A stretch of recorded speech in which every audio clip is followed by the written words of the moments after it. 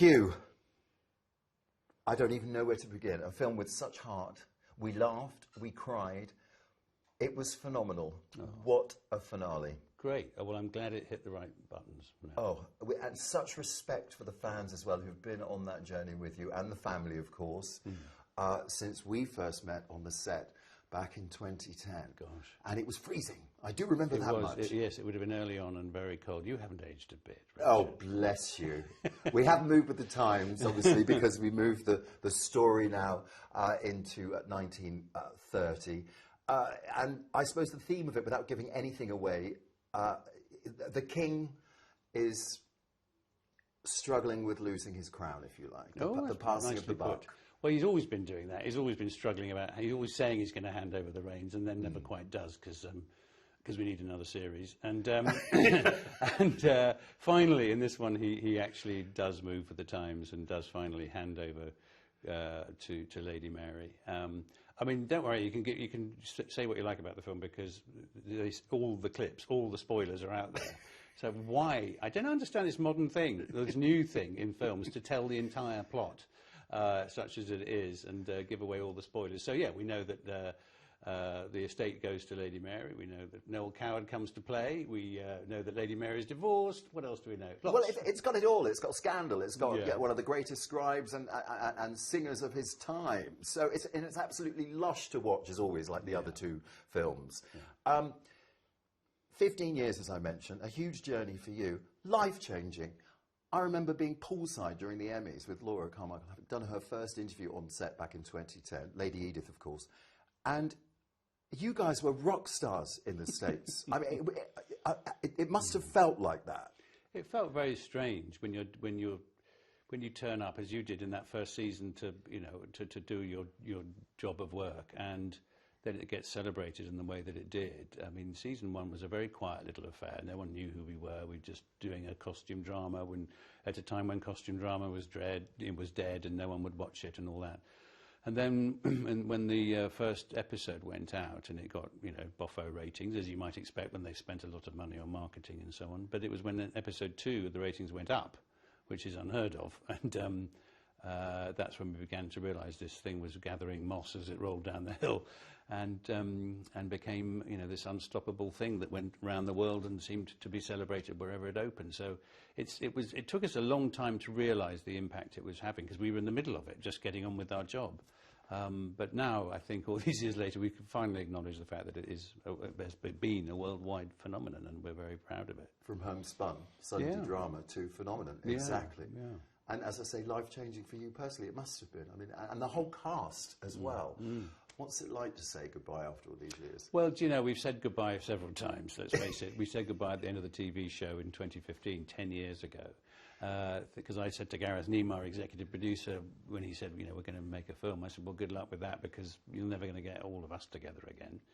We'll all be off doing different things. But I think paychecks help quite a lot, and and we were to move the diary around. To move the diary. Oh, maybe I could move the diary. No, we were.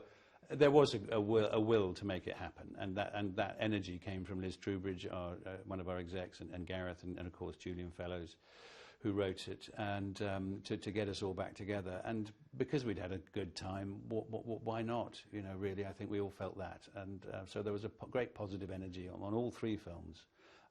To give of our best. So saying goodbye was, of course, it's bittersweet, but it was absolutely the right time. The wonderful thing about the film as well that permeates inevitably throughout is the late Dowager and, of course, the late, great Dame Maggie Smith. Yeah. And, I mean, what was it like working with her? I remember only ever on set seeing her from a distance and in a plume, the hair, and a hairnet, obviously, to stop it from, blowing away, because there's the Winston Heikler, as we know, as I pointed out, that can be freezing. Memories of working with Dame Maggie. Well, I always said I was intimidated on the first day of filming with her, and I was intimidated on the last. She was a formidable spirit, she really was. But she was a genius. When she struck gold with a line or a look or whatever, it was just, you couldn't match it. It's just an instinct as an actor that she had that was phenomenal. She was very tough on herself mainly, and when she wasn't on song, she would get, she could get, really quite ratty with herself, and lash out, you know, it really, which was so unfair of her. She was so hard on herself because she took the job on when she was in her 70s, let's face it, when most people are, you know, doing the gardening. She was turning up for work. And then suddenly, as I say, she'd hit the right seam and it would just, you know, be fantastic and it would sing. So, but you did have to be on your game. You know, you had to make sure you knew your lines and turn up on time because she was going to. And I've talked before about the final scene I shot with her, or the one that I remember most vividly, which was her death scene in the second film, which took all day, inevitably. And just I sat there, you know, looking at her, just reflecting all the roles I'd seen her in, and on, you know, many that I hadn't, but had heard about, the legendary ones. And, you know, 2 Oscars, God knows how many Olivier Awards and BAFTAs and all the rest of it. And I thought, gosh, I've been so lucky to call her mum for you know, the last 13 or so years. And that was a very fond memory to have.